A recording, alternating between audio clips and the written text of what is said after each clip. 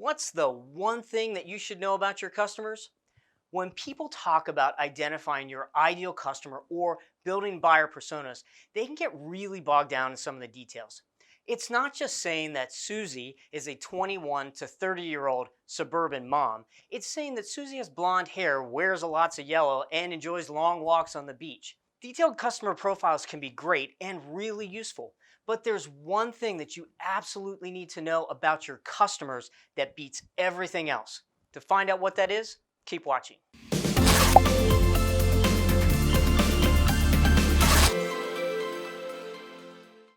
Hi, I'm Tom Malesic, founder and president of EZMarketing, and you're watching Ask Easy. This is where small business owners go to get real answers to their marketing questions.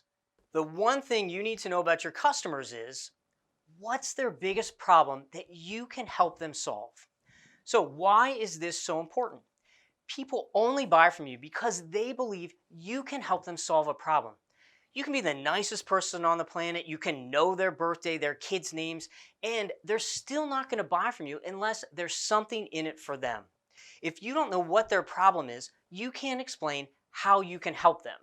So how do you figure this out? I like to start with making a list of what challenges customers have told us about in the past.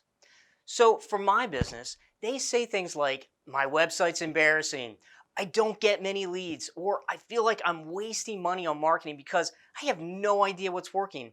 Or maybe they say, listen, I just don't have the time to devote to this. Next, I'd like you to make a list of what your customers didn't like about buying from your competitors. So for my business, this would be things like, it took them months to make small changes to my website. They just don't get back to me. No one takes the time to review what they're doing or what results I'm getting. Or they say things like they don't even give me advice on what I ought to do next. After you have all this information, you can write copy for your website or your marketing materials that really speaks to your customer's frustration and how you solve all those problems.